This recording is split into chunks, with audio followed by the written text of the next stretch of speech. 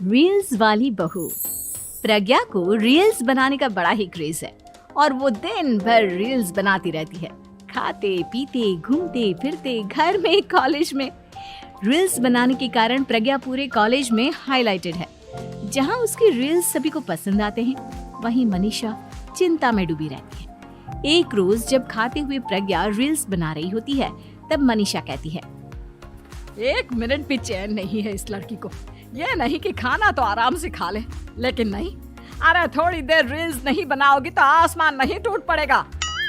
अरे मम्मी, इसी को तो कहते हैं डिटर्मिनेशन। तुम नहीं समझोगी ये सब। ए भगवान, इस लड़की को सद्बुद्धि दे।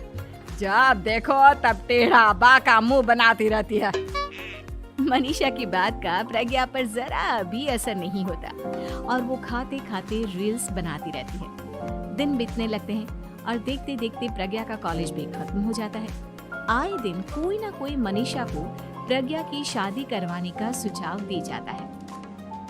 सब ठीक ही कहते हैं, प्रज्ञा की शादी कर देनी चाहिए। अपने घर के काम काज में व्यस्त हो जाएगी तो खुद ही ये रील्स और नाच गाना बंद हो जाएगा।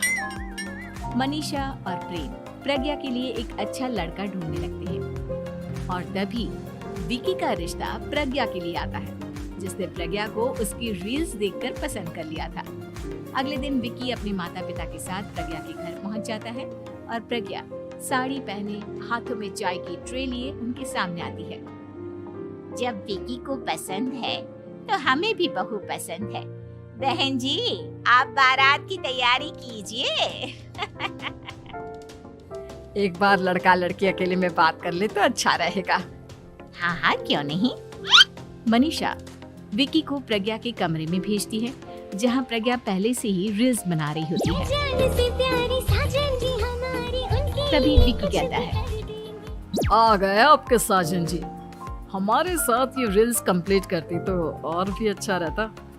अच्छा जी, अब आ ही गए हैं तो बना ही लेती हूँ आपके साथ।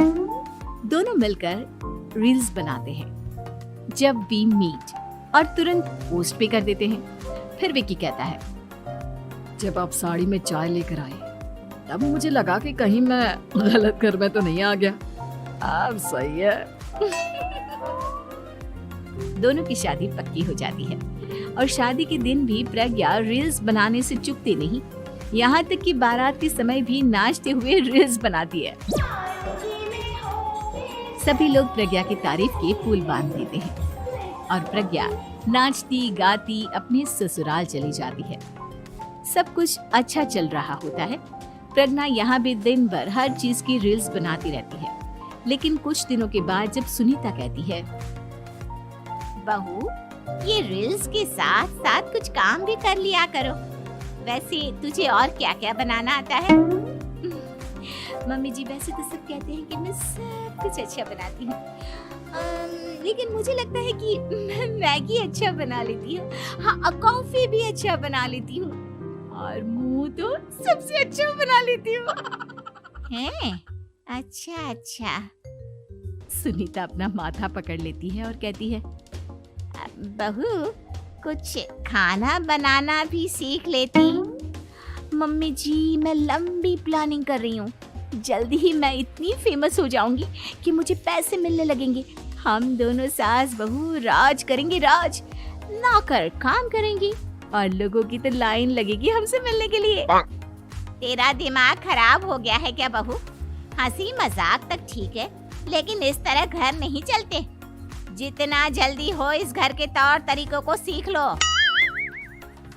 प्रज्ञा मुंह घुमाकर चली जाती है और तुरंत उसी वक्त एक रील बनाती है।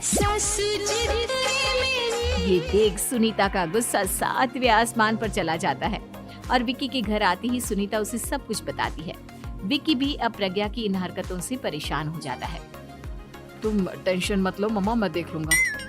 विकी कमरे में जाता है तो देखता है कि प्रज्ञा रील्स बना रही है। विकी बड़े ही प्यार से प्रज्ञा से कहता है, प्रज्ञा, इन सब के लिए मैं तुम्हें मना नहीं कर रहा हूँ, लेकिन फिर भी हर वक्त तो ये अच्छा नहीं लगता ना। समझने की कोशिश करो, मुझे भी तुम्हारा थोड़ा वक्त चाहिए।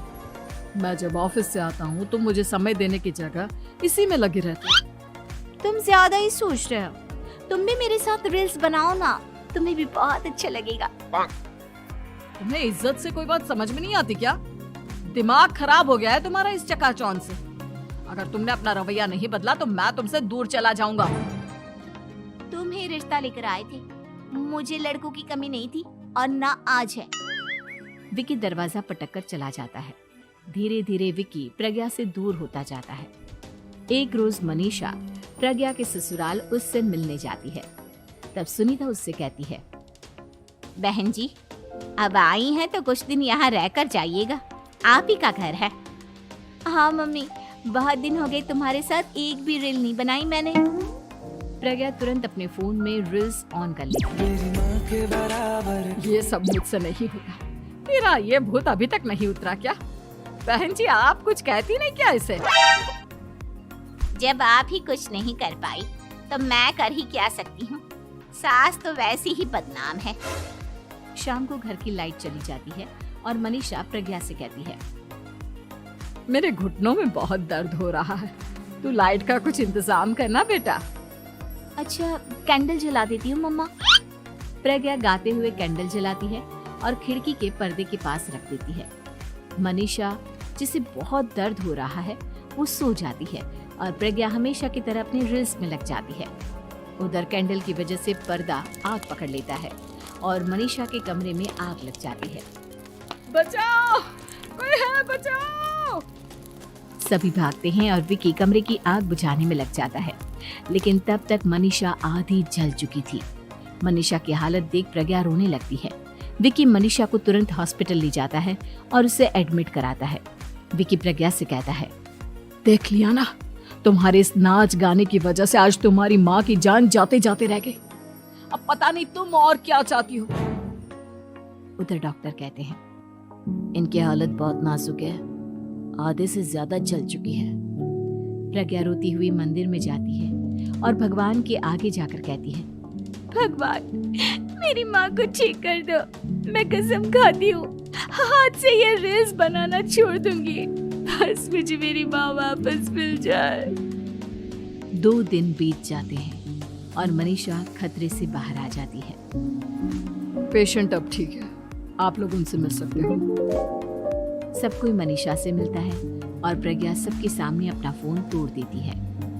मुझे माफ कर दो मम्मा, मैंने तुम लोगों की बातों को नजरअंदाज किया। बेटा, कोई भी चीज जरूरत से ज्यादा खराब है।